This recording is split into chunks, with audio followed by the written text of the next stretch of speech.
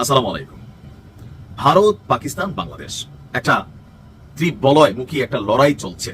আর বাংলাদেশকে নিয়ে ভারত এবং পাকিস্তান দুই দেশে টানাটানি করে। রাজনৈতিক প্রেক্ষাপট পরিবর্তনের সাথে পররাষ্ট্রনীতি কখনো ভারতমুখী কখনো পাকিস্তানমুখী আমাদের দেখা যায়। আওয়ামী লীগ সরকারের সময় 95% পররাষ্ট্রনীতি ছিল ভারতের জন্য, ক্রয় বিক্রয় যে কোনো কিছু ভারতমুখী ছিল। আর ডক্টর ইউনূস আসার পরে এটা উল্টা ঘোরা শুরু হয়েছে।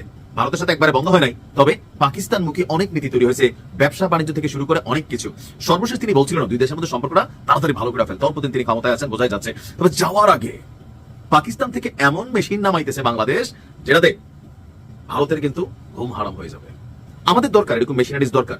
তবে আমি সবসময় বলি কিছু মেশিনারিজ ভারত এবং পাকিস্তান থেকে কিনা উচিত না, 10 টাকা বেশি হলেও পশ্চিমাদের থেকে কিনা উচিত। কারণ কখনো যুদ্ধ বাদলে এদের থেকে যে মেশিনগুলো আমরা কিনছি, আজকে প্রযুক্তির যুগ, বিকল করে দিতে পারে, ডিস্টারবেন্স হইতে পারে। আবার এই মেশিনটারে কিভাবে উড়াই দেওয়া যাবে এটারও বিকল্প পন্থা তাদের জানা আছে। সো সার্বভৌমত্বের সিকিউরিটি হিসাবে এই জিনিসগুলো ভারত পাকিস্তান থেকে কিনা উচিত না। তারপরেও ঘটনা ঘটেছে ভিন্ন জায়গায়। বাংলাদেশ বিমান বাহিনীর প্রধান এই মুহূর্তে অবস্থান করছেন পাকিস্তানে। আর তিনি যেহেতু বাংলাদেশ বিমান বাহিনীর প্রধান, পাকিস্তান এই মুহূর্তে বাংলাদেশকে প্যারে মহাব্বতে ভাই ভাই ফিলিংসে আছে।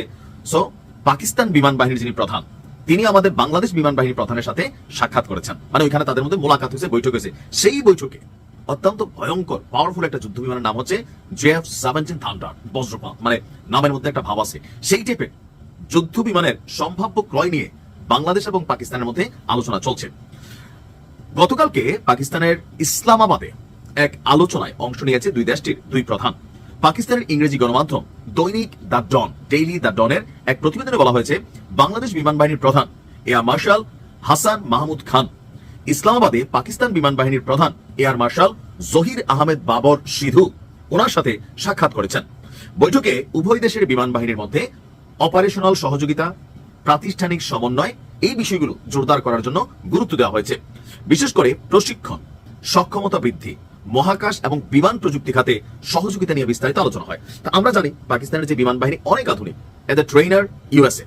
সো বাংলাদেশ থেকে তারা শিক্ষার মতন হয়তো তেমন কিছু নাই, কিন্তু পাকিস্তানের কাছ থেকে শিক্ষার মতো আমাদের অনেক কিছু আছে। ইসলামাবাদে পৌঁছালে বাংলাদেশ বিমান বাহিনীর প্রধানকে আনুষ্ঠানিক গার্ড অফ অনার প্রদান করা হয়। এই সফরকালে এয়ার মার্শাল হাসান মাহমুদ খান একটি জ্যেষ্ঠ প্রতিরক্ষা প্রতিনিধি দলের নেতৃত্ব দিচ্ছেন। আর বৈঠকে আমরা যদি দেখছি যে প্রাথমিক উড্ডয়ন প্রশিক্ষণ থেকে শুরু করে উন্নত এবং বিশেষায়িত কোর্স পর্যন্ত পূর্ণাঙ্গ প্রশিক্ষণ ব্যবস্থার মাধ্যমে বাংলাদেশ বিমান বাহিনীকে সহায়তার প্রতিশ্রুতি দিয়েছেন পাকিস্তানের বিমান বাহিনীর প্রধান। এছাড়া সুপার মুশকাক প্রশিক্ষণ, মানে অনেক কিছুই বিমান বাহিনীর মধ্যে আছে, দ্রুত সরবরাহেরও তিনি আশ্বাস দেন। আর এ ব্যাপারে দীর্ঘমেয়াদী প্রশিক্ষণ, কারিগরি সহযোগিতা তারা করবে বলে আশ্বস্ত করেছে। তো দিন শেষে বাংলাদেশের পুরনো বিমান বহরের রক্ষণাবেক্ষণের সহায়তা, আকাশ প্রতিরক্ষা রাডার ব্যবস্থা সমন্বয়ের মাধ্যমে নজরদারি সক্ষমতা জোরদারেও বাংলাদেশ সহযোগিতা চেয়েছে, পাকিস্তান বলছে করবে। পাকিস্তানের ISPR জানায় বৈঠকে JF-17 থান্ডার যুদ্ধ বিমান সম্ভাব্য ক্রয় নিয়ে বিস্তারিত আলোচনা হয়েছে। সফরের অংশ হিসাবে বাংলাদেশ প্রতিনিধি দল পাকিস্তান বিমান বাহিনীর গুরুত্বপূর্ণ স্থাপনাগুলো প্রদর্শন করেছে। চীন এবং পাকিস্তানের যৌথ উদ্যোগে নির্মিত হচ্ছে এই JF-17 যুদ্ধ বিমান। এটা বহুমুখী কাজে ব্যবহৃত হয়। সর্বশেষ 2019 এবং 2025 সালে ভারত পাকিস্তানের যে যুদ্ধ হয়েছে, এই JF-17 এটাই তো চমক দেখিয়েছে। ভারতের ফ্রান্স থেকে কিনা রাফাল যুদ্ধ বিমানকে কুপকাত করে দিয়েছে এই JF-17 থান্ডার যুদ্ধ বিমান। এগুলো আমাদের কাছে থাকা দরকার। এবার বলি কেন আসলে আমি পাকিস্তান এবং ভারত থেকে এই মানে ইকুইপমেন্ট গুলো কেনার আগ্রহী না। কখনো যদি যুদ্ধ হয় আমাদের মধ্যে হবে, কেউ আমাদের মিত্র হবে, কেউ শত্রু হবে। সো তারা অনেক কিছু জানে যে জিনিসগুলো আমরা টাকা দিয়ে কিনতেছি, তারপরেও দামে কম, মানে ভালো, হয়তো এই জায়গা থেকে আমরা কিনতেছি, আবার বন্ধুত্বের জায়গা থেকে হয়তো কিনতেছি। তো যাই হোক, আমিও চাই সবসময় সামরিক খাত অনেক বেশি শক্তিশালী হোক। আর এই টোটাল জিনিসটার পিছনে ডক্টর ইউনূসের একটা সক্রিয় ভূমিকা রয়েছে। ভালো থাকুন, আসসালামু আলাইকুম।